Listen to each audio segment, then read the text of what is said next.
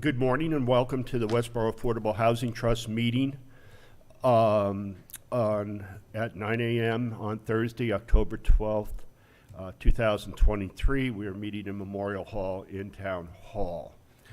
I'd like to call to order, and first item on our agenda is approval of minutes from September 14th, September 22nd, and October 6th. So, Can we do it all in one motion? huh?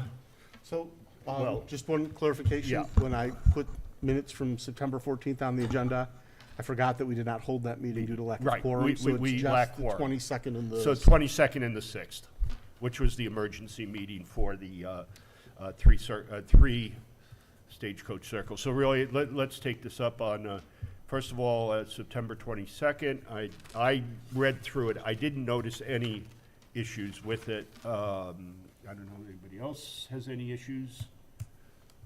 I'll entertain a motion for acceptance. We accept, that we approve the minutes from September 22nd, Second. 2023. Second. All right. I don't think any discussion. Those in favor, we can just raise our hands. We see 4-0. Now we'll move on to the what we call the emergency meeting on October 6th, which was to discuss the three stagecoach circle. Any issues on that? I'll request a motion. Move we approve the minutes of October 6th, 2023. Second. All right, all those in favor? Okay, moving on, thank you. So we're going to talk, next is just to run down some statuses on project updates, Baylor Avenue. Actually, this morning, Ty and Bond is over there at about 10 o'clock or so. I'm going to try to pop over after this meeting to do the, if you will, the scope out and a little bit of analysis of the oil spill. Are they going to do any sampling yet? I don't just know say- exactly what they're going to do today. They might. They might. They might, depending on visible inspection. Yeah. They might pull one or two samples. Right. So I'll go over, and a gentleman as Alex is going to be there. So we're in the process. I mean, there's not much more to say except that. And we should get the results. I think we had asked that within 2 weeks. Yeah. Yeah, you should have them by next month. Yes, definitely. And I can send out any informational responses that we get back. As soon as we get stuff back, we can't deliberate on it, but we can at least inform people. Okay. Beach Street, any questions on Baylor? We're good? Okay. Beach Street, we're in good shape there as far as securing the house with locks, et cetera. Can drain the water, so if we get a freeze, we're hopefully no floods. We still need to put up those lights. The only problem that I'm getting into is trying to find somebody, especially this time of year, to do any significant yard work. We did, and was it, Ken, did you do it, or somebody trimmed the front bushes to clear the walkway? I noticed it when I went over, so that at least now it's passable. The walkway, the sidewalk, is so people can get by, particularly the ones at Beaumont who go out for walks. Did you talk to JB Sawmill? I did not. I was talking with Matt Early, and he said he could come in with a, like a Bobcat and do a real quick, one person. And I've been trying to reach out to him, haven't heard back, so I'm going to move on. So Yeah, I sent you a phone number for Tristan Bond. Yes. He's a high school student. I'd give him a call. He's still advertising that he has capacity. Yeah, I saw that. for Okay. cleanup. Well, And that's really what we need. Get things cut down low enough. I know. So So that's the last thing as far as kind of putting the house in a status, Yeah. in a state of stasis. Apparently there is tons of leaves that come down, I don't know if we'll get to them in the fall or wait for a Sure, spring it's cleanup. worth- Why do we wanna do that? Uh, I mean, leaves are, that's fine. I know, just as long as the walkway is clear, that's the Well, sidewalk. Yeah, I was gonna ask you, does the town own the sidewalk or do we own the sidewalk? I don't know, Cause if we own the sidewalk, we're responsible responsible for shoveling. clearing snow. I was gonna No. check to see suspect the whether town that's owns- one of the No, no. plowable. I suspect the town owns that sidewalk. Right. Cause I it's in the can- right of way. Yeah, I believe it's in the right of way, but there's no ordinance that mandates snow removal from sidewalks. Yeah, okay. We've But had it's that, good citizens. we've had that discussion. Okay, well, that's great. All right, as good citizens, we'd like to, As good citizens will want to do what we We're just not gonna clear can. the sidewalk, that's it. So, right, but right. So, that's where we stand on Beach Street. Hank, you want to talk a little bit about the Rogers Road? what- and- before we move Oh, on yeah, from I'm Beach sorry. Street, do we want to start work on a concept for the property? You gotta come up with something, but Yep. we need to give some direction as to what do we think we wanna do. Well, in the past, we've talked about seeing if we could do 4 to 6 small, single-family units. Okay, so, If they Whether were, they're if they do- were 2 bedrooms, the first 2 units could be hooked up to town sewer, because there's 4 bedrooms in the home today. yeah, Additional units would either need to wait for the sewer reallocation or would need to do septic on the property. yeah, I mean, I would expect that sewer reallocation, its viability will be clear before we're ready to do anything. Meaning Because availability. it's gonna take you a year to go through the permitting process and everything else. Right, but do we want, just as we did with High Street Extension? We do can ask them to give us a concept both ways, with town sewer and with septic.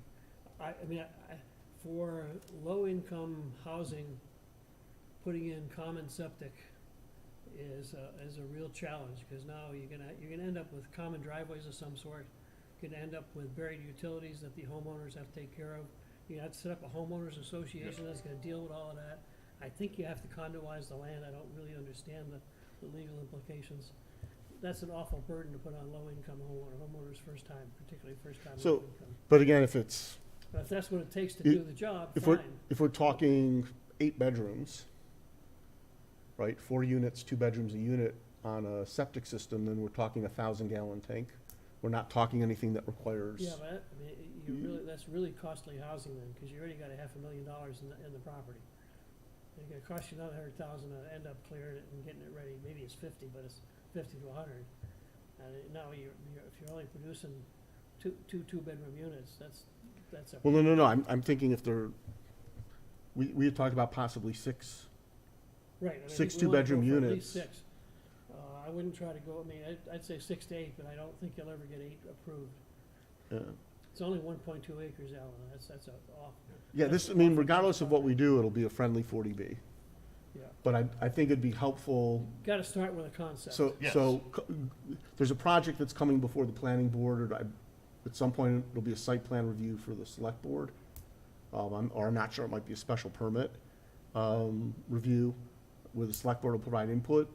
But off of Fisher Street, there's a proposal for, I wanna say 18 one-bedroom, Okay, that's 660 small. that's 660 high-density foot small housing. that's going high-density in the small planning. housing, and my understanding is that with the number of bedrooms, they're looking at a common, and I'll confirm this when I finally see the plans, but they're looking at a 2,000-gallon common septic system, not a sewage treatment system. No Yeah. power, no pumps, They must have no, enough. no filters. Must have enough 2,000 gallons is the magic, per day is the magic number, and it's 110 per bedroom is the calculation, That's so. totally the number, yeah. And if this is like other small home concepts we've seen elsewhere in the state, it will be, the units will be around the perimeter around open space, and that open space is where the septic field is underneath, so that it's clear. I can go get the WDA to give us a quote, give us a proposal. Yeah, if you could, Sure. I think if you could do that, we can discuss it at the next Next time we meeting. have a meeting, I'll have a proposal. Excellent, some 'cause- options at 'cause I'd least. love Yeah, to, well, they'll propose they're just gonna propose an hourly rate and give you a Yeah. rough idea of how much, that's all. But I'm saying, would they, Then we give them a concept. We can say, hey, here's, we we want. would like, I mean, I think that the message to them is we wanna put a maximum number of units on the property. And we'll have to talk about mix, because two-bedroom units get kind of small, you really narrow your market. You also narrow your resale price quite a bit, because you're generally talking family of 2 or 3 with two-bedroom units. These are Yeah, I starter mean- homes. Yeah, I mean, I so, understand, but. so if we look at this as an opportunity for a mix of affordable starter homes and moderate income downsize Mhm. properties for residents who are empty nesters, they want out of the, the 3,000, 3,500, 4,000 square foot, And they meet the criteria. and they meet the required criteria. Well- I think part of what, in addition to starting with concepts, and the reason I'd sort of like to get a concept early is I'd love to have a conversation with the planning board Mhm.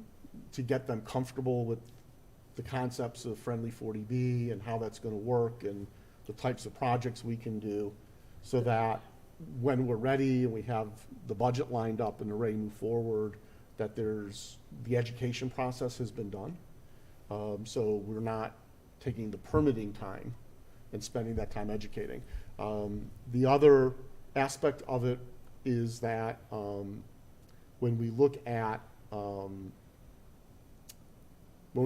cost to develop and potential sale price and potential subsidies, and we look at affordable versus moderate income for seniors, having a concept will let us start working with MHP and Mass Housing Finance to see what type of programs would be available for the subsidy. So the subsidy isn't just coming from the trust, that the trust is a matching component to the subsidy or percentage match.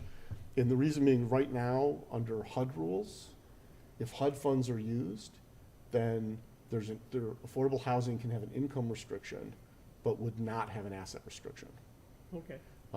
And also, I've asked the local initiative program manager for our area of the state what the current asset limit is from their perspective, from the state rules. Generally for affordable housing, it's household assets of 75,000, but 55 50 and plus. It's 375. Well, I've seen 275 and I've seen 375 in different documents, none of which are dated. So I've asked for clarification there. So Will we qualify for the LIP program, or do we have to do Oh, yeah. an LIU?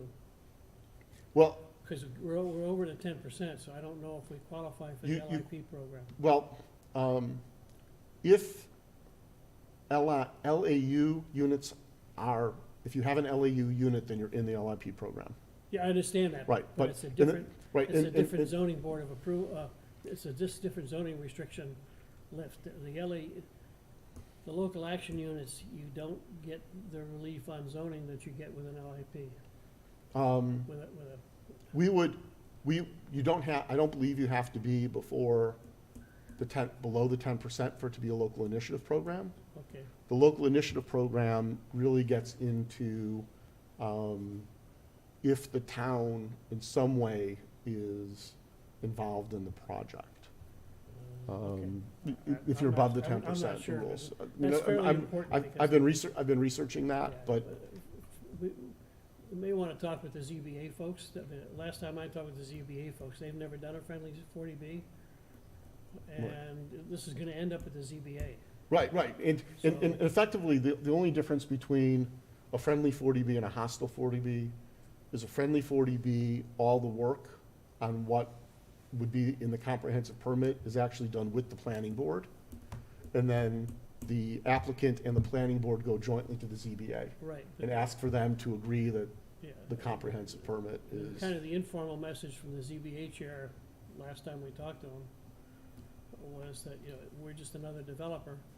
And for variances, the rules that would apply to other developers Right. don't apply to us, and as far as he knows. And so, that's a whole lot of things we'll have to clarify. But Yeah. I'll go Yeah. get a bid on get some kind of a proposal on a schematic plan concept. As far as just Probably more than one. footprints and capacity kind of Well, thing, let's understand what we're looking But for. you're gonna get footprints, and you're gonna identify the issues, and they'll identify a location where you could put septic. They'll give you some idea of how you wanna run access roads in. Right, Okay.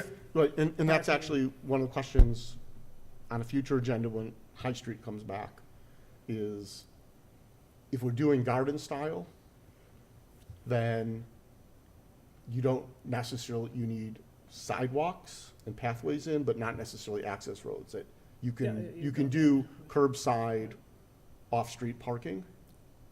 Yeah. As opposed to taking up space for driveways and parking lots and park and turn areas. And the. Given the size of the and really, property. the condition on what those pathways are is, you know, my understanding is the general rule of thumb is whatever pathway you have just needs to support the ladder truck so it can reach the peak of the roof of the farthest building in the property. And that's part of what they'll deal with Right. on a Yeah. schematic concept, is fire department access, et cetera. Yeah. In some cases, the distance, we also have to consider if this is gonna be, if not completely, but possibly age restricted at any point. You wanna make sure that seniors are not having to park and walk at distance to their house.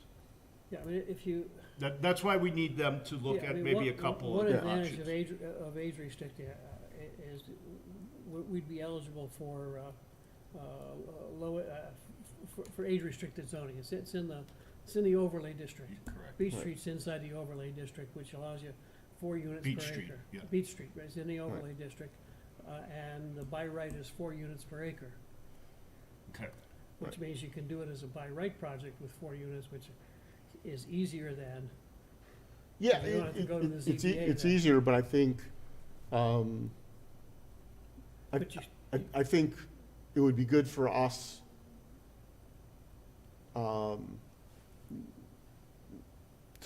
to look, to think about that as well as maximum utilization of the property and the balance of needs. It's probably appropriate over the winter for us, now that the 2020 census data is actually out, to update, you know, go back to our analysis and action plan and just plug in the current numbers. And also ask the housing authority to get us a list of Westborough residents on the state wait list for affordable housing, for rental units, and the age of the head of household. yeah, we ought to do some kind of a needs analysis. Yeah, Which means we need to get, in addition to some age data, Yeah. we need to get some income data, if possible. yeah, So you understand what's the size of the population in Westborough. I right, mean, you can't, I think you're allowed to restrict 25% of the Set. units for local preference, okay? But that means that the other, if you build 4, one's local preference and 3 aren't. so, And so. so you're really looking at Worcester County then, or. Right, so the Acton Housing Authority, in their Manor project they're doing now, Yeah, they got. they did the variance on that. analysis, and they got a waiver that gives them extended percentages and extended duration of local preference based on the number of Acton residents waiting for housing. Housing. I understand. And so I think part of that Possible to do analysis, that.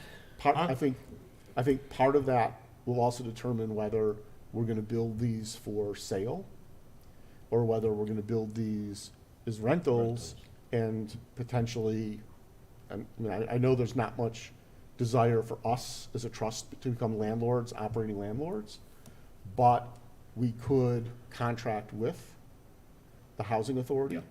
for managing the property, collecting the rents, doing the maintenance work, et cetera.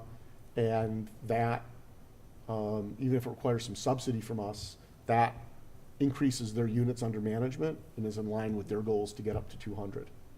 And so, the other aspect about doing rentals is if we, for example, did 3 affordable units and 3 units for 55 plus, at let's say a cutoff of 120 or 130 AM, 120% or 130% of AMI, so they're moderate income.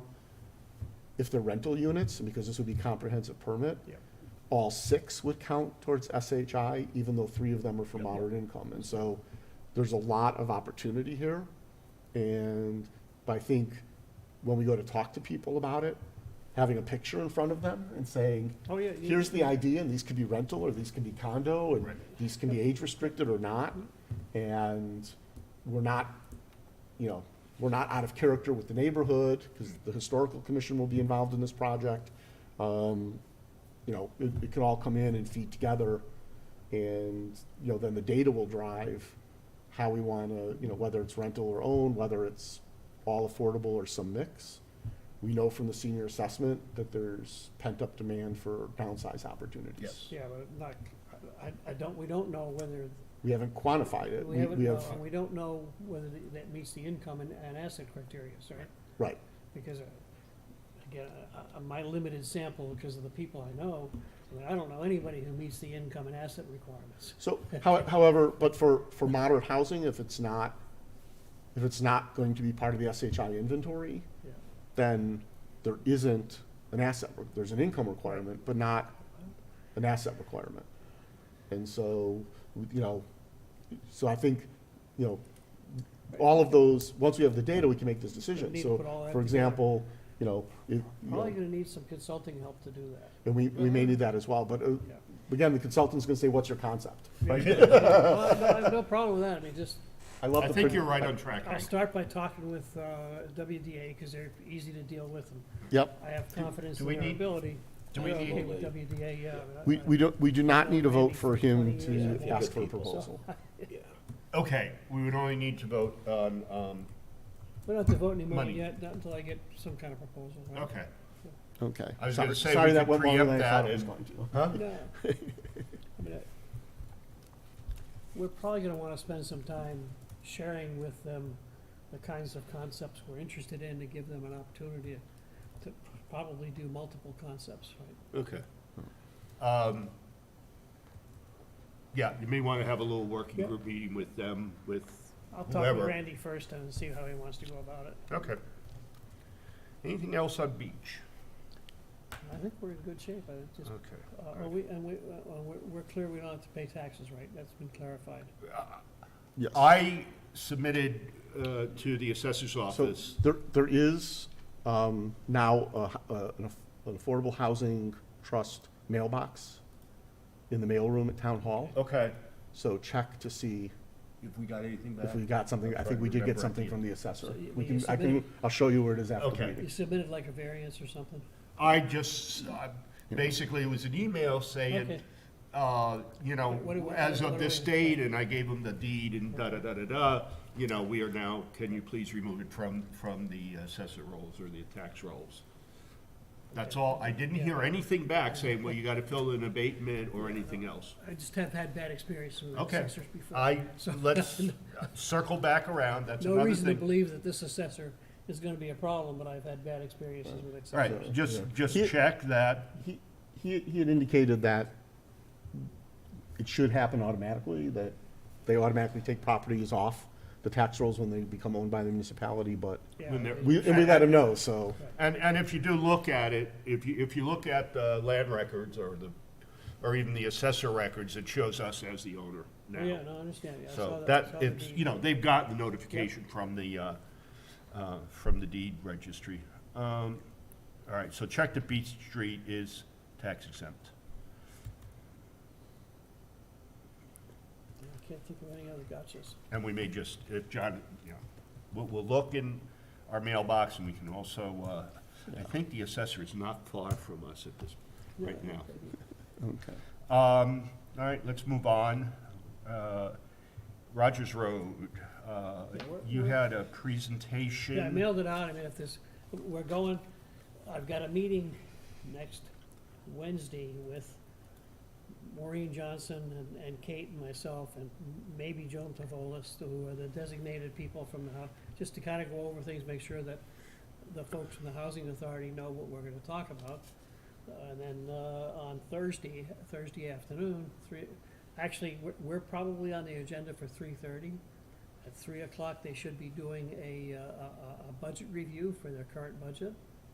I'm planning on, since it's a public meeting, I'm planning on sitting in on the budget review, because I'd like to have a better understanding of their finances. I've done some work looking at them, and I'm not a great municipal accountant, but I'm not impressed by their finances.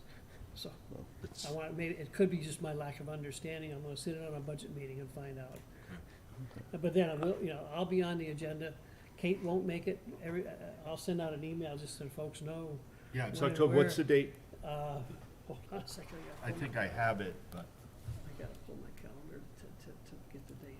I don't- this would be good to have a couple of people there. Now, is this when you're gonna be presenting your Yep, slide deck? It's the 18th at, I'm sorry, it's the night, well, no, it's not the following, I'm sorry. It is the 24th, I apologize, it's the following Tuesday, it's the 24th. Right, I have that as meeting of At Westborough 3:30. Housing Authority, BOD, It's supposed to be at number 2, like 2 Rogers Road. 2 or something. Rogers Road, I right, assume at they 3 have a PM. small conference room or something. Yeah, they have a conference room. Okay, Yep, I have, I already have that down. It is the common area of the building. that's fine. You'll see. Okay. That's All it. right, And so again, I'll send out a reminder when anybody wants to come is welcome to come. If you want to go over the slides, we can, but I'll take comments by email or whatever yes, if you want. I think and then that's, I'll make adjustments and resend it, and then So- Kate and I and Maureen Okay. for sure will look at it. Okay, so the only adjustment that I want to, I'll send you some notes by email, but the only adjustment I want to suggest that we should, I think is worthy of discussion here, is actually on the first slide, the first bullet point, the housing authority is project leader. Because I'm wondering if that, given that with their resources and their focus on operational issues, I'm wondering if we might, have the discussion with them about doing what's effectively would be an intermunicipal or a joint venture agreement, that they could authorize us to take certain steps on behalf of the project, so that we can move. So for example, we look at the discussion. There's going to be need for a consultant. There's probably grant money available for some of that technical consulting. If there's an agreement between us that says, hey, Housing Trust, you can go, we can do the research, we can help with the application, and we can also provide the matching funds for something like that. okay. Yeah. Just to be clear, when you say the first bullet point on This is on slide number 3. 3. Yeah. Okay. Yeah, it's Authority and trust- trust collaborate to enhance Rogers Road. Right. Right. It's saying Housing Authority yeah. is project lead. I would almost maybe just change that to, Yeah, I could put something about, hey, just- negotiate a joint venture agreement right, to share leadership between the housing authority and the the only reason I have it is I'm seriously concerned about their commitment to going forward. They've no, it's, exhibited very limited, I understand they have resource issues, but it could be the resource issues are so bad that they don't have the resources to do this. right. In which case, you gotta go back and solve that problem before you try and go ahead Right. with a major And project. having a joint venture or, Yeah. letting them say, yeah, we give you, we give you access to the land and permission to go after funding to develop the concept. I mean, some kind of a legal documents that if Yeah. we, that down the road, if things don't work out the way we intended, Right, the housing authority, we can't manage the Right, possible so- downside of publicity, but we can manage the financial and legal downsides. Yeah, Because we're and- independent entities. right. And so maybe it's a joint, it's as simple as an agreement for a joint working group Yeah, where that makes it easier No. because you don't have to have, two members of the trust and 1 or 2 members of their board with the time, Yeah, they've got it, and they would have to designate or delegate decision-making authority, some scope of decision-making Right. authority to the folks on a working group. We'd have to do the same so that you can. yeah, You can't have a working group making decisions and then waiting a month to get approval sort of thing. no. Right. And a working group doesn't require that you post minutes and, No.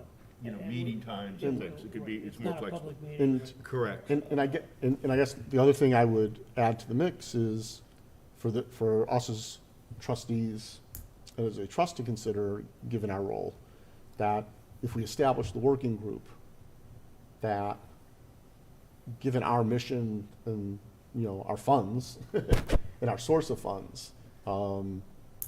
Particularly that we will be, pending the outcome of town meeting, we'll have additional funds which will be restricted only for the creation of new affordable housing, that we can go after the grants, provide percentage matching funds, or fund some of the early work that needs to happen to create the project. And that, Yeah. an indication that we're willing to contribute to that, knowing that, their resources are limited. Yeah. And, I mean, we just have to, we're clearly gonna, to get to some kind of a reasonable proposal that's documented and has some drawing, has some schematic drawings and some funding strategies and things, but you're probably looking at $250,000. I mean, the consultant's 150 or 160. Right. But that's not, I don't know what the other work is, but it's clearly there's other work. right, So you're gonna blow through $250,000 before you even figure out whether this thing will work. right. And so you need to be And some careful of that can be, grant money. And we'll talk about the housing, Right.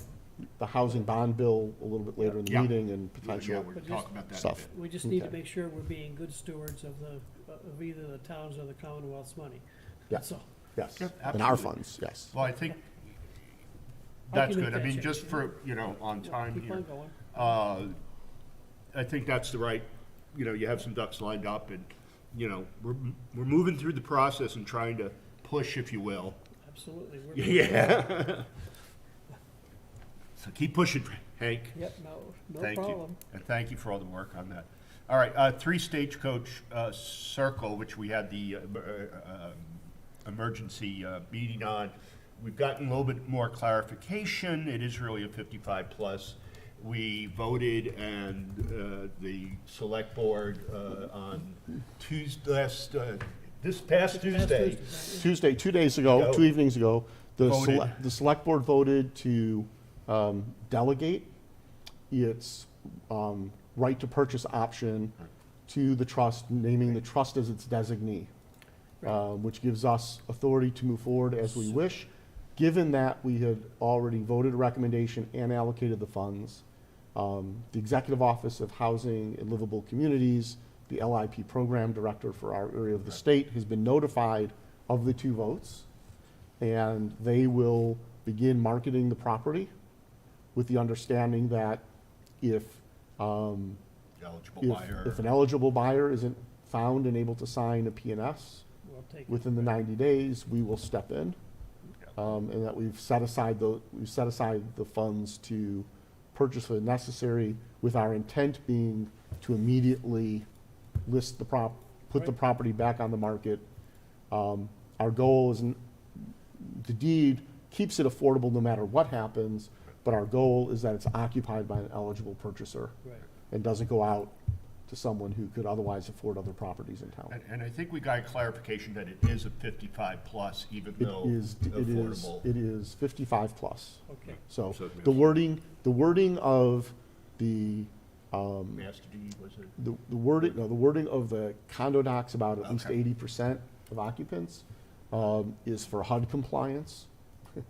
But the comprehensive permit specifies that all the 3 affordable units are 55 plus age And it restricted. governs in perpetuity then, It is in perpetuity. okay. And this is actually a newer deed rider than Okay. other ones that have come before me as a select board member in the past on refinancing and things, where older deed riders, the town's right of first refusal was immediate. You're either gonna buy it now or you're not, and then if you don't, whatever happens, happens. Yep. This actually states that, an eligible purchaser, a municipality, or an ineligible purchaser can buy it. It stays affordable no matter what, but that's a priority order. So we've Okay. inserted ourselves and said we want to be the second choice. Right. And We've also informed, I have, the head of the trustees for that. He came to the select board meeting. Right, Bob Bushman, and I saw him yesterday, because he's also on the next agenda item, Senior Needs Assessment Group. You know, so they're informed and happy in the sense of understanding the process and that things are sort of moving along and marketing and all that good stuff, so. So I have asked HLC that once the marketing materials are available to provide them to us, indicating that we can post them at the library, at the senior center, make Youth and Website. Family Services aware, our website. We can assist in, identifying. I assume there's no local preference, right? There's no, I don't believe there's a local preference on the Right. property at this point. Right. And it's and there are income and asset. Right. Limits. And they Guidelines. will have to run a lottery if they get more than one offer? Yeah. Okay. But EOHLC handles that. Right, right. All right, So, anything else on Stagecoach? I think that's good. All right, took a little bit of work. Another member of the select boards thanked us for our quick response to their request. Show me. All right, senior needs assessment. We completed yesterday the ranking, i.e. prioritization, when things would be started on a basically grid of, of the results of that senior needs assessment that we put together. There are 6 goals, et cetera. That's going to be presented to the select board on the 24th by Kim Foster, who's been sort of leading that charge. So that's where we stand, and then it will be for the select board to decide, what additional things move forward. Obviously, we threw in a lot of information on or I did, with the, housing, and that was a big, big topic. There's a lot of other issues, and obviously with the, some areas, we've identified that may well change some of the priorities if the purchase of 1500 Union passes next Monday. But there's a lot of other things that are independent of whether we have a senior center there or not. Okay, any questions on that? I mean, we'll get out, that the report will be posted, on the town's website, et cetera.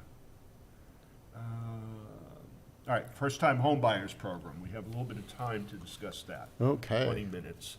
So we have in the packet the Homeborough program guide. I think we should call it the Best Borough Westborough?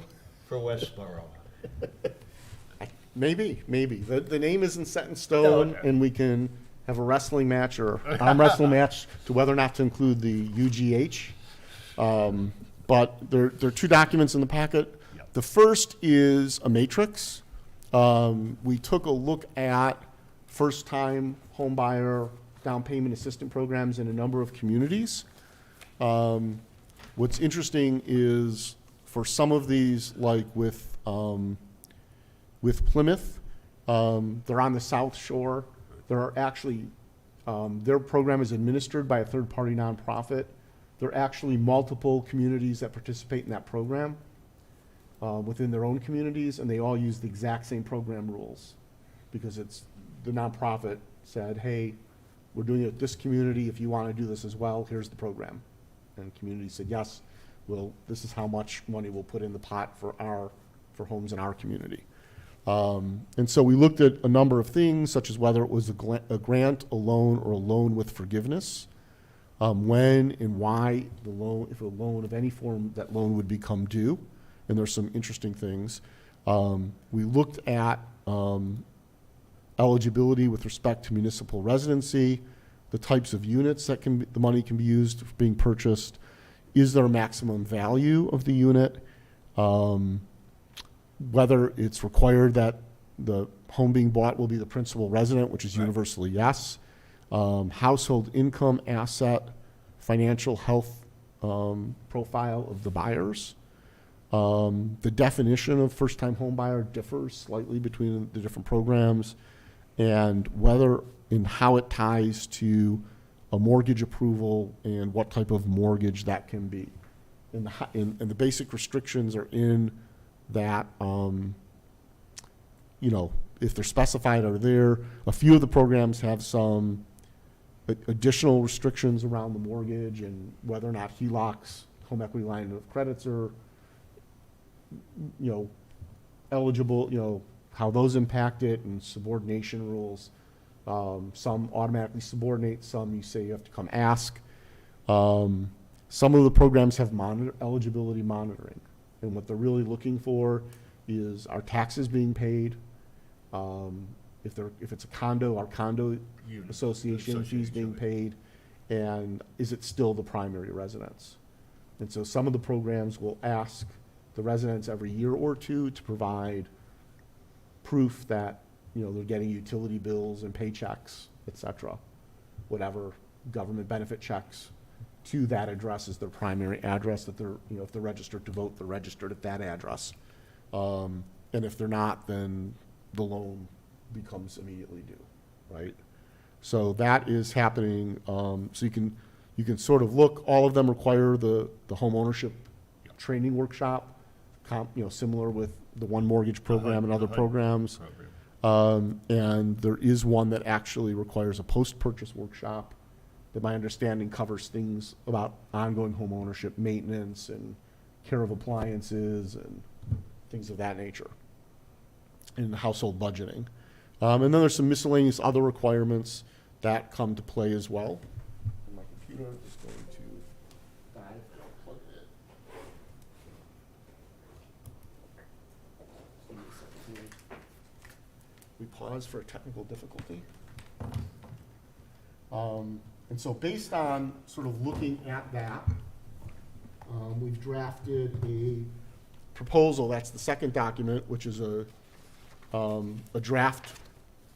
All the programs have a couple sets of documentation. One is the program guide, which is the rules and the overview of the rules, how it works. And then there's the application process, and usually a document checklist of what needs to be submitted with the application, and in advance, and then secondarily in advance of closing, and sometimes post-closing. So we started drafting a program guide, which is our recommendations. Sharing it today to start. I'll walk through it very briefly, answer any questions, but then really need everyone to go back, read through it, ask more questions. Hey, why'd you do it this way? Maybe this way's better. Have that discussion to flesh it out.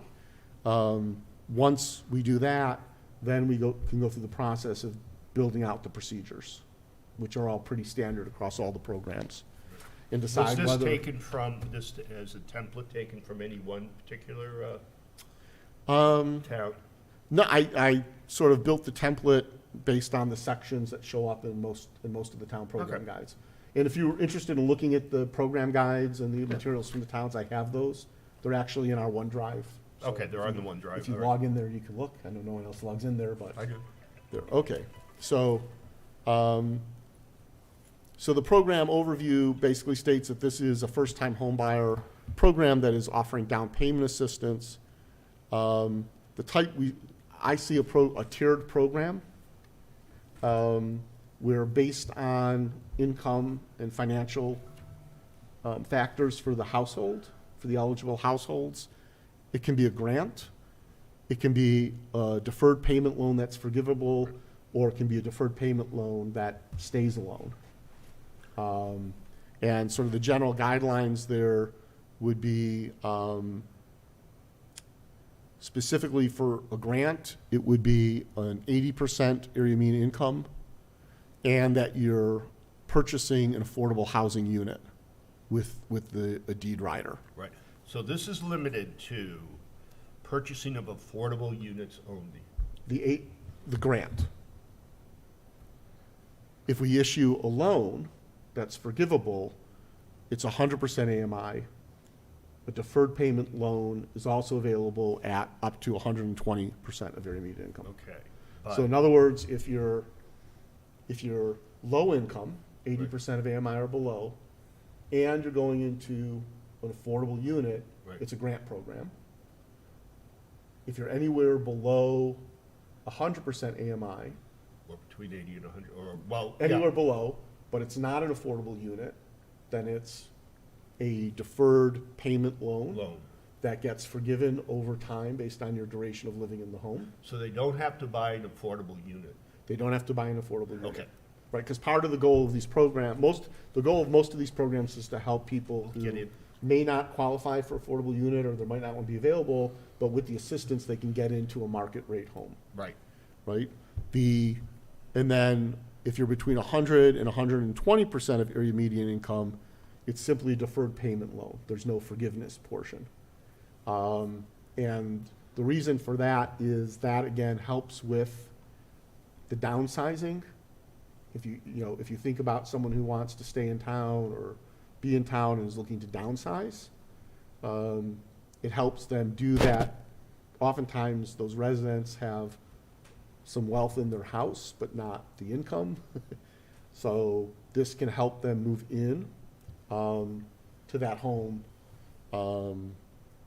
and be able to afford it. Most of the programs, the income liability is based on those AMI levels. Typically, the asset limitation is 75,000, unless it's a 55 plus household, and then it's 375. And my understanding of the math around that is because that means that if you sell a home, you have the $300,000 exemption. That amount of money gets added to the 75 in. And again, that's all. These are all things we can discuss. Well, it's Yeah. 500 exemption. Right. So we are saying that you need a home buyer education class. Your down payment needs to be prior to the grant or the loan. You need to be putting 1.5% of the sale price down. And that you need a mortgage that is a fixed interest rate through the full term, no longer than 30 years, is fully amortized, is issued by an institutional lender. So you can't be borrowing from Cousin Bob. Has no more than 2 points, and does not have any non-household members as a cosigner or guarantor. And those requirements are pretty consistent across all the other programs. Additionally, the combined value of the primary mortgage and the assistance we provide should not exceed the purchase price or the appraised value of the property, whichever is lower. So we're not giving someone 105% mortgage with this, right? That implies that there has to be a formal appraisal, Yes, a single formal appraisal. yeah. As they would, because they're qualifying for a conventional mortgage. And the appraiser's gonna have to be like a registered, qualified, can't be your local realtor or Cousin Bob. No, you have to have an appraisal. That'll be somewhere in the documentation, that'll be clear. Yeah, because effectively we'll take the appraisal that's required by the mortgage lender, Yeah. which would be sufficient. They're gonna need to document that their financial health reflects no foreclosure or bankruptcy within 3 years prior to the closing date, and no debts currently in collection, subject to judgment, or subject to arbitration or mediation, right? And again, those will typically be required by the mortgage lender anyways. They also need to sign a commitment to obtain and maintain property hazardous insurance, make property tax payments on time and in full, and maintain the condition of the property with respect to typical maintenance and care, as well as compliance with building codes and zoning regulations. And so that's sort of the eligibility piece. The goal here is to provide flexible types of assistance based on people's financial status and the different needs we're aware for that would be benefited by this type of program. The other aspect of eligibility is, and there's some definition, I didn't really talk about what a first-time home buyer was. I think you had that. So a first-time home buyer is someone who has not owned a home within 3 years. Okay, so where is Of this? the Which closing page? This is page 4 Right, in the okay. document. Okay. So for the purposes of this program, you'll be considered a first-time home buyer if you've not owned a home within the 3 years prior to the closing date of the purchase. You'll also be considered a first-time home buyer if you meet any of the following criteria, regardless of prior home ownership.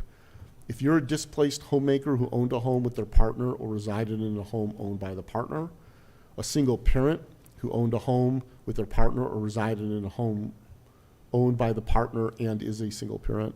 Sorry, that's redundant. I'll fix that. At least one member of your household is 55 or over. You owned a principal residence not permanently affixed to a permanent foundation in accordance with applicable regulations. So is that like mobile? Mobile home. So, yep, a mobile home.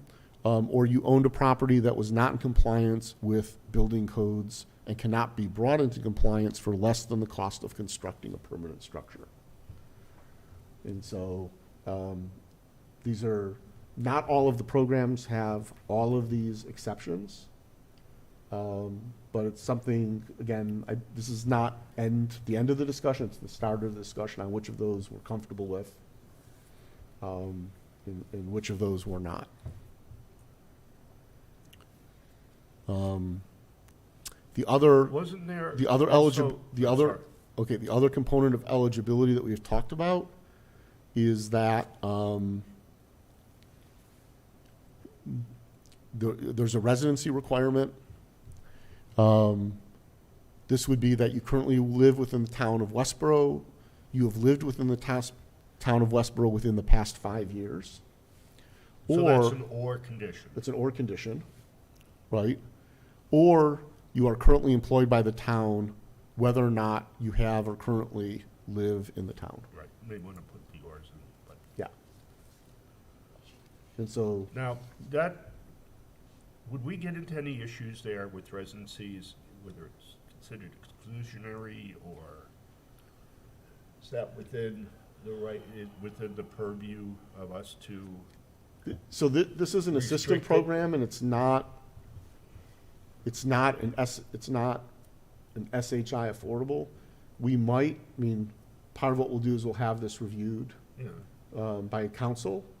If it's the grant, for the grant piece, we might need, because that is for affordable housing, we might simply need that they the residency might be a local preference issue and not a mandate for our Right. part. this is what I'm getting at, is could this be a workaround to a local preference? No. I mean, at least when I read the document, what it says is, if you have qualified, if you are a qualified buyer of a affordable home, Right. to be qualified, you have to go through a lottery.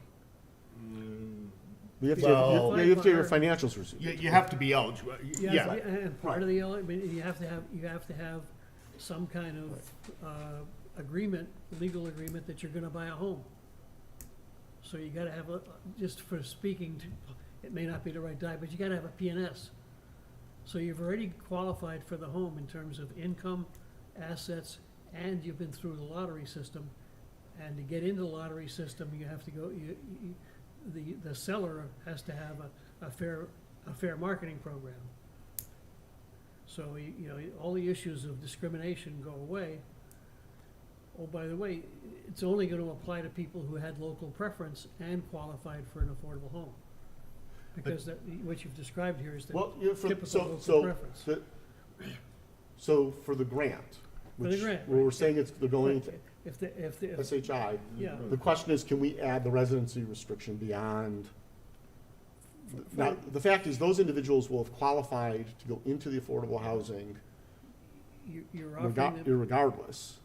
I mean, you're offering them a vehicle for getting the same assistance. It's just not a grant. It's a loan. No, I'm saying, okay. Yeah, well, the residency requirement around the SHI component in the grant will need to be reviewed by council. I'll leave it at that. I don't know Okay, Yeah, that's okay. how it plays out. Is this considered under the affordable housing rules, or because we're an assistance program, we're not?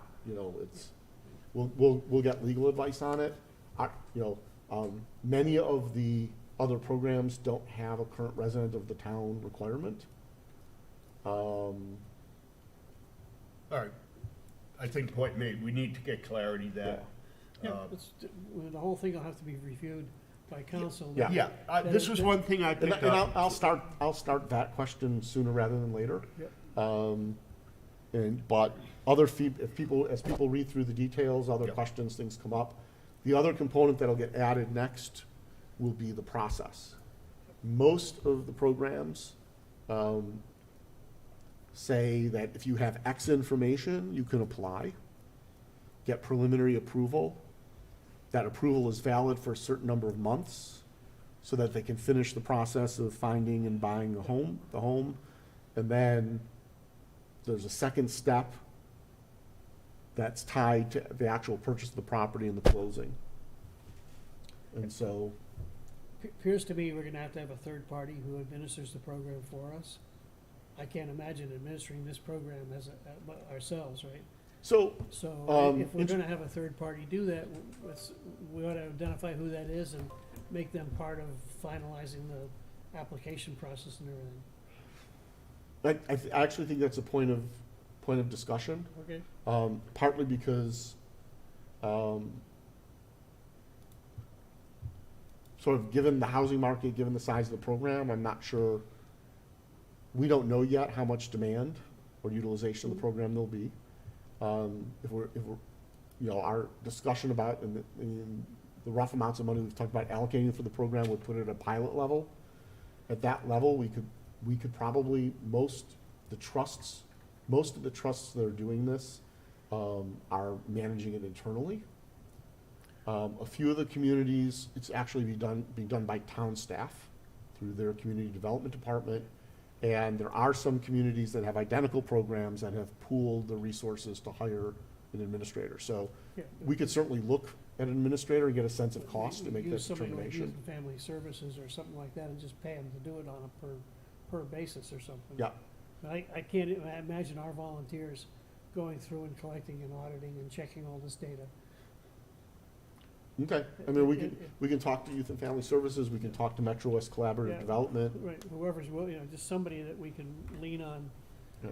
and know that, okay, if somebody comes to you and says, gee, I'd like to be in the program, you can say, okay, good.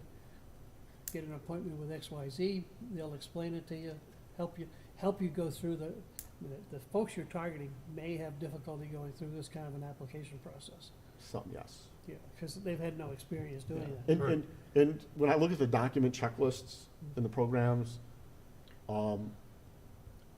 there really isn't any documentation that they need to provide the program that differs what they're already gathering for the mortgage application. Yep. But you're right, having guidance and everything would be worthwhile. So, I'll reach out to Youth and Family Services right now. Kate may be able to do that for us. Pardon? Kate may be able to talk with them, and Yep. she's on the board in that, so. Yep, and I'll talk with, I'll reach out to Metro West Collaborative Development as they Sure. did our emergency rental assistance program, and that worked very well. I would just suggest that this, under the grant eligibility, or within the three types of help, the grant, forgivable deferred payment, or the deferred payment loan eligibility, put a little intro to that, saying there are three types of, Right. because it just sort of lines up with other higher level, like who's a first-time buyer, what's a residency? Right. And then it says, okay, if you meet those, then here are different, Right, and I can actually see a flow chart that says, starts with, are you buying a house? Yes, no, right? No. If, do you meet this criteria? Yes, then this is the option for you. Do Yeah, you meet this criteria? This is the option, et cetera. so we Just do sort with of the walk people taxes through the when we're process. trying Yes. to determine eligibility for certain things. Okay. Those AMI numbers, were those the Worcester County? Those are Westborough specific. Okay. Well, They're Worcester County East. yeah. Yeah. Actually, you know, I looked at one thing, and I didn't, there is a Worcester County East, but Westborough wasn't listed there on one document. Sometimes it's called Worcester County South or Worcester County Metro. No, it was just Worcester County Metro HUD, Yeah. something like that. By HUD, it's Worcester County Metro, which is Yeah, areas outside of Worcester County that aren't Worcester. okay. Sometimes. But Worcester County is divided into 4 segments, Right, right, by HUD. right. So, Yeah, these are the 4 here. Yeah, and then we're like Okay. Eastern Worcester County or something like yeah. Yeah, because I think we're a 122,000 AMI, median, area median income. that. Well, 120 Household. 122 is family of 4. Yep. Yep, 122.9, Yep. that's a familiar number, that's the, yep, like the 2020 numbers, I think. Yep. 122.9. Yep, you got it, right there. Okay, there was one, calculating your income. Yeah, it was a little, okay. General income is AGI. Okay. Reported in US terms, right. Now, and it includes everybody in the household. So you It add include- the AGIs. It's, right, includes everyone who's in the household who are 18 years old or older. Right, so you Yeah. could have somebody coming back from college, they got a basic job, they're still Yeah. living at home, but you gotta count that in. And including the following sources, okay. Now, Social Security is generally not part of AGI. Some portions can be depending upon total income. Okay, so Okay. we'll go back and note the portion well, of, yeah, any amount we- of Social Security that's Now, AGI. for, Pensions, how I- annuities are. yes, well, correct. And I have to, I have to think of what the state rules are, because state, if you get a federal, if you get a state or a federal pension, that's excluded from the state side, but it is included on the federal side. We're talking about federal. Now, for circuit breaker, Social Security is included, because it's considered your total, part of your total income. Yeah, and I think the intent here, the way the programs work, is they're looking, these are, It should it's- be, these I are the, believe, these are the all same type, income. these are the same types of income that are looked at for applicability to affordable housing. Okay, And so, but we're saying you don't necessarily need to qualify for affordable housing, but we're using the same document, the same metrics to look at it, so it's consistent okay. at both No, low and moderate. Yeah, we just wanna, just a little clarification, Right. it's, And the other thing, if you look at the matrix, there's 1 or 2 communities that limit the purchase price of the property. So they're limiting it to the average price of a home or average price plus X%. I don't think we need to do that. No. Someone who's applying for this program isn't gonna be Yeah, going that- after, isn't gonna get a mortgage for the, for $600,000 a home that's 50% above the average price. They're just never gonna qualify for a mortgage. Right. And then there's one program which only is good if they're going into an SHI certified unit, which Right. sort of isn't our Can't- purpose. Can't do that. And there's one program that is a $200,000 program, and they give it all $200,000 to one person, to one household for the year. It's a lottery. So, Yeah, I think what you're trying to do here is to really encourage town employees and existing residents to stay here, Yep. make it a little easier for them to stay, particularly allow renters to become owners, yes, which is a real important transition for lots of people, something you really wanna do. It's tough enough to become an owner in this community. yes. Yeah. Making it a little easier is a big step forward. Yeah. yeah. Particularly, we have more and more renters of all ages. And folks who qualify for at 80% often have trouble coming up with enough of a down payment to get Yes. a mortgage. Right, So supporting them a little bit really helps a lot. right. Yeah, we've seen that particularly renters in this town are a larger percentage than obviously current homeowners our cost burden when it comes to housing. Right. You know, part of that is, you know, that landlords don't require as much, if you will, eligibility requirements as Yep. if you go for a mortgage. Right. They're gonna really wanna make sure that they're covered, their risk is reduced. As we well know. So anyhow, this looks great. I mean, Yeah. Looks really I good. think this is a great start. I think we really need to, everybody really needs to hone in on this. We should be looking, you know, this is part of, if we're gonna try to introduce this within the next year, doing some budgeting in total of how we wanna allocate various, Yeah, I mean. our money, you know, like how much should we put into this program? And it, I went back and looked at minutes in the past. We've Yeah. always talked about this as being initially a one-year pilot program, with grant loan and administration amounts totaling $150. Yeah, that's plenty. So Total. we'd be looking at, right now, the grant is written as a maximum of $20,000 per household. We might want to, well, the last time we talked about 150, we talked about up to 5 grants of 25,000 and 25,000 for administration. If we were hiring someone, I'll get an estimate from Metro West Collaborative Development, if they were gonna run a program like this, what it would look like, from a cost perspective. But that's sort of my thought. We don't know Yeah. how much demand we'll see for the program until we launch it. I mean, if you get 5 or 6 grant applications and you process them in a 12-month period the first time, that's gonna be moving pretty fast. yeah. Yeah. I mean, these are not, and they're not easy to, just getting a visibility to the Yeah, program. out there promotion. is challenging, and then it takes 3 months to process one of these things. Yeah. 3 or 4 months, so.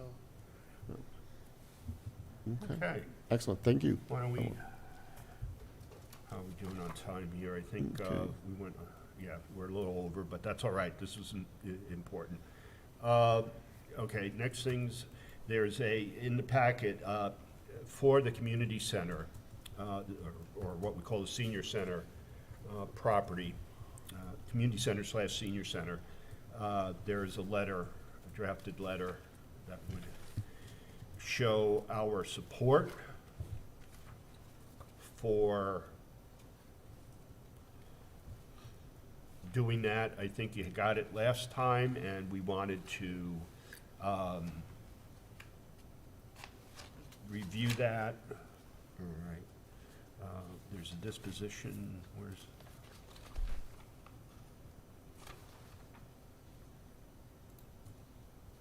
Housing bond bill, I'm trying to see, do we have that letter in here? Yeah, it's in here. It's right after It's right after page 17. It's what would be page 18? there you go, you're looking at it. This is the, oh, right, okay, October got it, 6th, got it. 2023. Yeah, I know, I was looking right at it. Yep. All right, so basically this just says that we are in support of, of the purchase. Or no, this says, this says we're interested in the senior It center. says a couple of Right. things, and we can pull So- out what we're not comfortable, if we're Right, not comfortable with let's just anything. walk through it. Okay, the All first, it opens up by saying that we support the acquisition of Acquisition of 1500 1500. Union Avenue. Right, We understand the process. right, And that, if it passes, it would involve moving the senior center to the new facility. And that could take a few years. Absolutely. To happen. right. It then states, the second thing that's included in the letter is that we have an active interest in Interest in acquiring the acquiring. senior center and related land. It reminds the select board that we're currently working with the Westborough Housing Authority on plans, and that the senior center property is adjacent to the housing authority property. Yep. And could be well-suited to whatever plans we come up with for that property. We're not asking for a commitment. We're asking that the town consider the trust's interest in the senior center and property as the select board evaluates options for the building and the land. Right. And we're just putting it on the radar. Right. Yep. Yeah, it's those 3 points we're making the select board aware of, Yep. formally. Yep. I'm wondering if the subject, it just says disposition of current senior center. Obviously, which is 2 and 3. Second and third points. Trying to think of, well, first of all, let's just discuss those 3 points. Good points. I mean, I support buying the building. It's a great deal. You know, even though the developer's getting out of a difficult situation, we're getting a great deal on a nice piece of property, and you can't go wrong with that.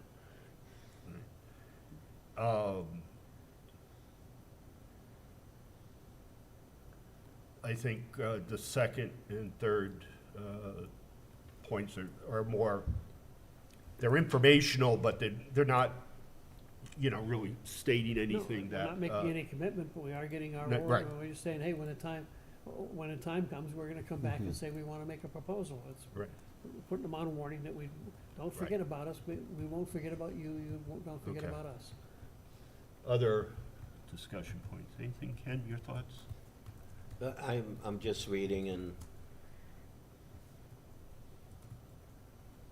listening. Okay. You ready for a motion? Yeah, yeah, why don't you make a motion, Hank?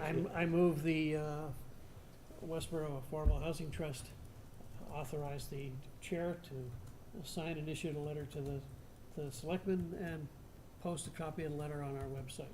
Okay. Just in these kind of things, just a small point, Alan, if you can, it's Edward F. Bain. I will get it. I apologize. That's autocorrect in my, Is there a second? I'll second it. comment. Did you want to change the subject to read proposed? Well, I You would want it like to to read- incorporate the support for the purchase as part of that subject, so, So proposed community center and disposition of the current senior center? yeah, that's Maybe fine. call it I just want to make sure support that somebody for- sees it and just doesn't say, oh, that's for the old community center. Call Okay. it support for the community center and disposition of senior center. Right, whatever, we'll come Okay. up with something. And We'll if do you can that. get me a copy of that, I will then be, that edited version, I'll put my signature on it and forward it to Sheila? Sela, Whoever the if you whoever the chair forward it is, to right? select board app, it goes to Christie, Sela, and the select board. Okay, put that in the email, just, Will do. okay. Okay. And then we'll get the, we can get that done today. You might think about also sending it to the Council on Aging, As a, just for information, that we're, Yeah. just as, we can CC them. you don't have to CC them, just, release it to the, Yeah. Yeah, Yeah. just, release it to to Linda. Alma, or Linda Birch. as the Yeah, chair, Linda and sure. Alma. That way we- Just, as an Let's FYI. give them some visibility that we're Yeah, that right there we're- behind you guys. Yep, no, Like that's a what you're good doing. point. They can be forwarded. Can't be too transparent. Nope. Okay, so, we have a motion, we have a second on that. Any other discussion or questions? Ready to vote? Those in favor? Okay, that's a 4-0, thank you. Okay. On, we have. Housing bond bill. The bond bill. By the way, I went up to Northborough Senior Center yesterday, and the governor, lieutenant governor were there to basically talk to seniors about their programs with the latest budget. So, it's basically, tax relief for seniors, both the circuit breaker and other things, but one of the things they did bring up, and one of the things that this administration, affordable housing is a high priority in this administration, and they were pushing, hoping for this bond bill to go through. So, So,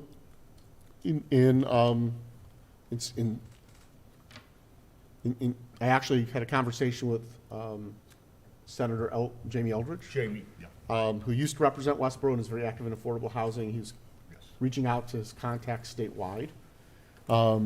A bit of context, every 5 years, the Commonwealth of Massachusetts does a bond issue specifically related to housing. This bond bill funds direct subsidies and grants to public housing authorities. It also funds the tax credit programs and some of the other state level subsidy programs around affordable housing, whether it's public affordable housing or private. This year, the bill is typically released by this point in time. In the year, it's not. In part, evidently, the administration is trying to come up with what the amount of the bill will be and what it will cover and include. The last bill 5 years ago was $1.8 billion of the bond issue. We know that during and post-COVID, construction and renovation costs have skyrocketed. There was some rumor that the current bill was only going to be $1.7 billion, which would be No way. a huge step backwards. Not even coming close to keeping up with inflation, let alone the fact that there have been some press reports that state that if you look at public housing authorities and you look at the backlog of capital repairs and improvements, that currently totals $8.5 billion. So the portion of that bond bill that goes to public housing agencies would not even cover the necessary repairs and renovations, let alone, and the governor has said that part of her goal of the bill will be to fund net new affordable units that are public housing. And so I've taken that information and just drafted a letter to send to our representatives in the legislature, encouraging their support of the bill, asking them to push for enough funding, for reasonable levels of funding, and to advocate for its passage, as well as indicating our willingness to support the bill, which might mean providing written or verbal testimony when it goes before committee. My understanding is you sort of you mentioned it, that there's this apparently significant number of affordable units that are not either sellable or rentable because they're not up to code. They need significant repair work, things like that. I heard a number 29,000. Units across the state. I don't think Westborough has anything in that category, but apparently there's a lot of state, I don't want to say state-owned, they're affordable units that, in order to come on the market, need significant work. And this bond bill would help do that. So it would take pressure off, in general, some demands. One of the challenges for folks that go into these affordable homes is they generally don't have the experience in how to manage and maintain them. And oh, by the way, they don't have the cash flow, the income, and there's a tendency to not Let do a things- lot of the routine maintenance that Yep. your wife or my wife would demand. Well, and part of that also is education around the fact, even privately owned affordable units, when they need capital repairs and maintenance, there are state grants and funds available. Those can be grants. They can also be, I'm aware of privately owned affordable units in the area where the homeowners received a grant to replace the furnace and the boiler, Yep. and then they received a 0% deferred payment loan to put on a new roof. Yep. Right? And so there are programs that help with that, help affordable homeowners own it. I believe that 29,000 number is both public housing authority units It and could be, private, yeah. But it's and just, private units, but which Total- would put it about 8 to 10% of the inventory statewide, Yep. which is not insignificant. Good. So, so if people are comfortable with this letter, I will change it so it's Edward F. Bain, Yes, Chair, thank you. on the bottom. Makes me look more extinguished. No, There you go, distinguished, okay. I move we authorize the chair to issue the letter to our state representative and Senator, I think he had Senator on there, right? Yeah, Senator Michael Moore, Representative Donahue, and Representative Kane.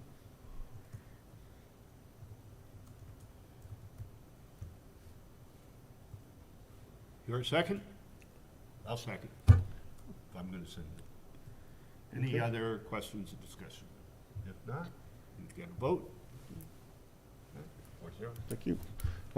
So get When- that, when I we will set- get that out as when- quickly when- as possible. When we send this to our representatives, I am going to suggest that we forward it to the Westborough Housing Authority and to the Select Board and ask Yep. them to consider a similarly worded message, Sure. by vote from their Yep. boards. Yep, Okay. that's good, if you wanna put that as just as you get me 2 documents, Yep. just remind Yep. of that, and I'll take care of it. Okay. Appreciate that. Okay.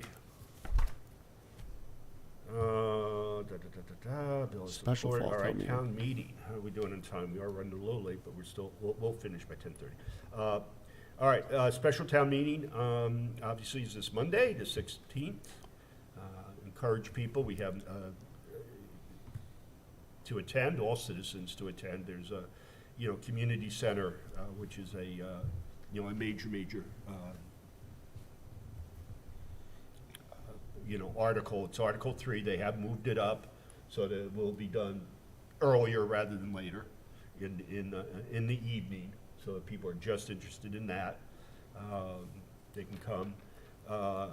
Our articles, well, there's 2 things. One is a select board article, which was the transfer of the 950K settlement out of the Highlands. That's a request for transfer. I assume you'll probably present that. Probably. Somebody from select board will. And then, but we should be ready to, if there's discussion or other things, to chime in. Yeah, if there are questions I would- about it, it'll really come from the Select Board because that's who negotiated the settlement, Right, or from town right. council Right.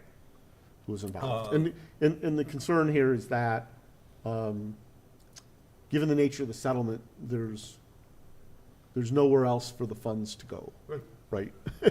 That was the Yeah, it's- legal agreement, so you may get some people using If it. it doesn't transfer, it'll sit in free cash, but it'll sit there, it can't be It allocated. can't be allocated to anything, so. To anything, so. And the real risk is in future litigation or code enforcement, or negotiations with developers, legal settlements, not honor, taking the town meeting to vote for it out and not fully honoring the settlement weakens your negotiating position. 'Cause Right. they can, And they could even in come back mediation and just say, arbitration- well, wait a minute, we No, paid you. they can't not pay it. It's been paid, it's in the Right. bank. I believe it's fallen to free cash, which is why it's a transfer from free cash. But it's the next time around, it'll be, but Judge, You're not using the money. last settlement was never actually used for the purpose. Right. This is just a money grab, right? Okay. So, it's important that it happens. Yeah. Which would bring us up our cash to about 2.2. Now, we have money encumbered.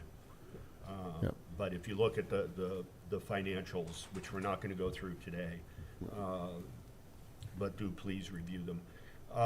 So the second thing is really I'm looking, what I would like to do is present the Articles 15 and 16. We have It's the. 14 and 15. 14 and 15, they keep changing. It's fixed All at right, 14 I and did 15 do it. now. We do have support from the planning board and the AFC for these articles. It really, no money, it's basically saying we want to take on responsibilities for the housing partnership and revitalize that, et cetera. Right. And the only suggestion I have is, if I were you, I'd have one or two backup slides. If somebody asks the question, what have you done for me lately? You know, you've been around for 2 years, what have you done, and what are you gonna do with all this money?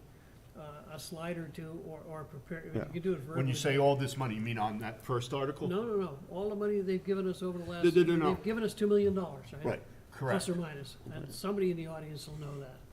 I don't know Okay. who, but So you're saying on these articles, that question on may those come two up? articles. Oh, okay, somebody- Even though, yeah, right, even though in- it's not a monetary article, we Right, should always okay, be. I in understand. the course of the conversation, Right.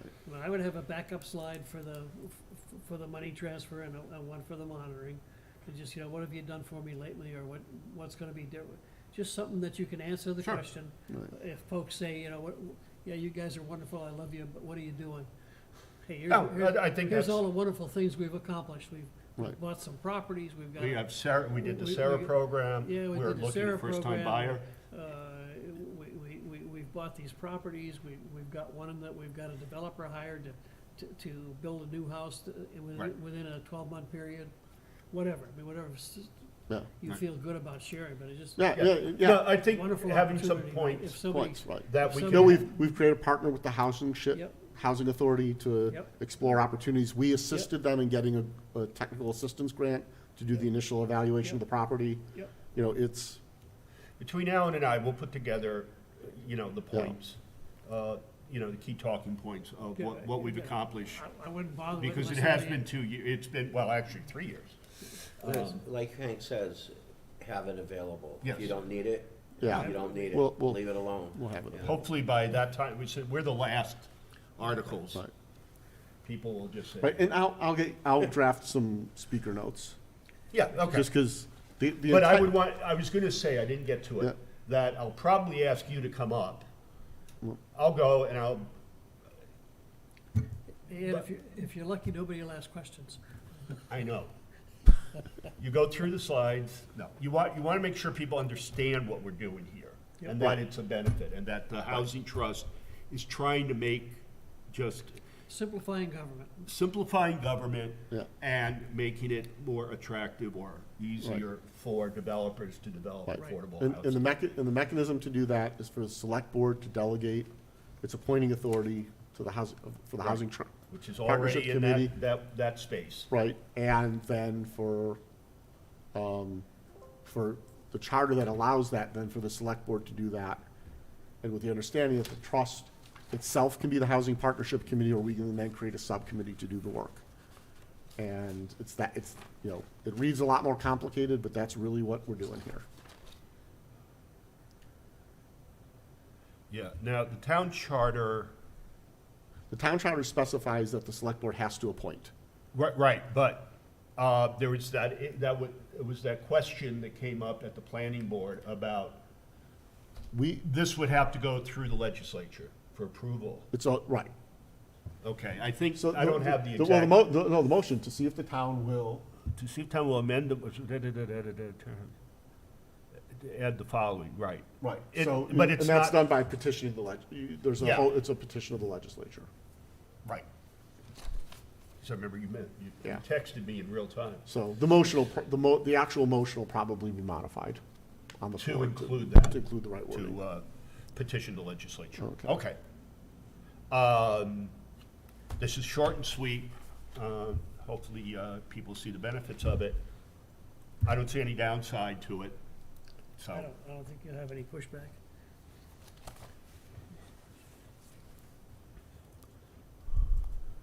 Okay. All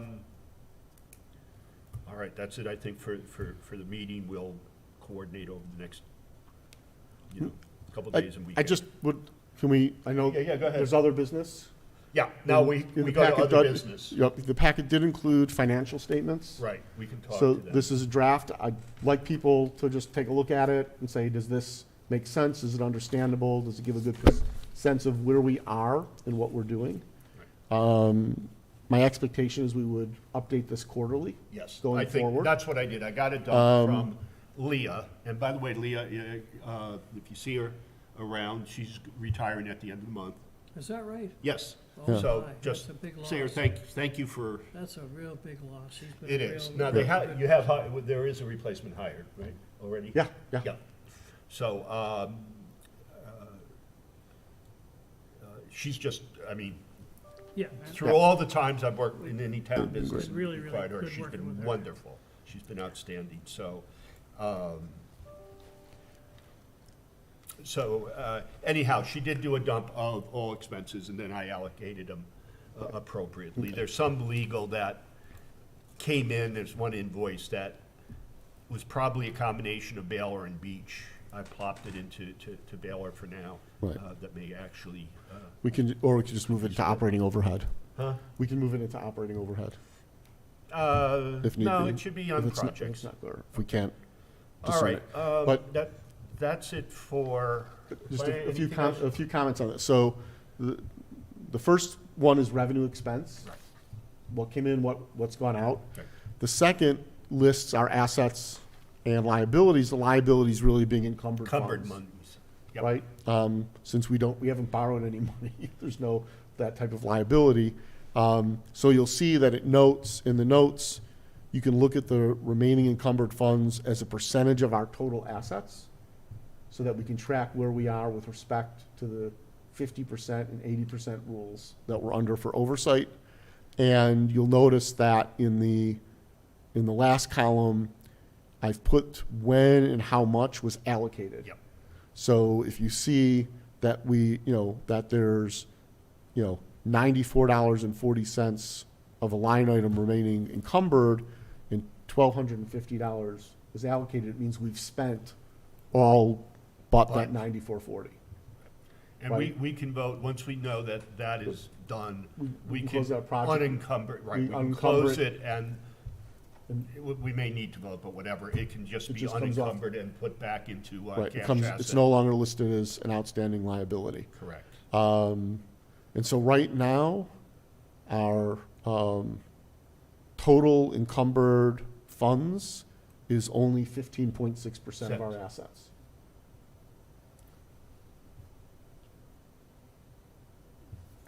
Okay.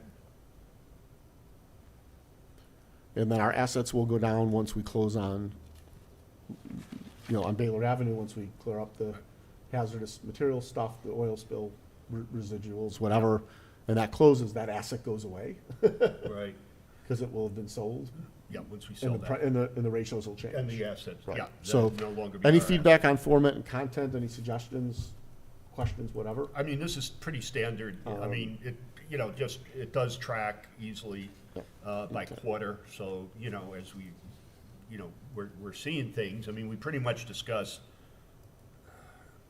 obviously we do, any allocations, so Yep. shouldn't be any surprises here. Just gives us a higher level overview, and hopefully with that 950, that'll push up our cash assets Right. to a nice number, to a 2.6. And so that'll get reflected as a separate line item, even though it's cash, because the funds are restricted. Right, we Right. could have So restricted it'll funds. be, cash settlement funds, Restricted, yeah, restricted funds. new unit construction, That's a new unit standard, creation only, right? that's a standard It'll be there. Fund, segregation. I Right. mean, So just very often in any nonprofit organization, there are some, somebody may will us, money in their will, Yep. and, but they may restrict it to a program or purchase of land or purchase of house or something like that. And so we do need to keep track of Yeah, just definitely restricted line item. funds. Because I don't think they would at the finance department level. They might, I don't know. Okay, any other new business? Just want to let people know that Senator Eldridge had invited me to be interviewed on Acton Public Access Television Oh, boy. for a show he does, I think, every other week or weekly there, Great. or monthly, to talk about affordable housing in general and some of the work our trust has done. I also touted the creativity and expertise of their housing authority and what they're doing there. It's sort of it's like they're our heroes for showing us a way forward, and talked about the housing bond bill a little bit. I was also contacted by a member of Hopkinton's Affordable Housing Trust. Yep. She reached. Julia, that's a new chair. Yep. They've actually been receiving funds and have yet to spend anything, and they're trying to figure it out. And so, in one sense, the trust has been around for a while, but in other sense, they're new in that they're just becoming operational. And so, for example, they were confused. Their town administrator said, well, the trust can't spend money, we need a separate committee for that. I read their declaration of trust, oh no, they can spend money. They have the same bullet, power one and power two that we do, that all trusts have under Mass General Law. And so she was also asking questions about, how involved we've been with the planning board on discussions of mitigation, which we really haven't been. They do that negotiation. But, even some fundamental questions about how we handled Baylor Avenue. Did we hire a real estate agent for it or for Beach Street? Why not? And so just very informational session. So it was a good discussion. Yeah, it's good to, the more we can, in an informal way, keep in touch with other housing trusts, Yep. the I think better. there are town planners on our planning board. Yes. I Oh, don't- right. I don't know if he used to support the trust, I don't know if he still does. I've worked with that trust for quite a while, so I lost track. Okay. All right. This is good. I want to get over to Baylor Avenue. I move we adjourn. Second? All those in favor? Thank you, Westborough TV. Thank you, Westborough TV.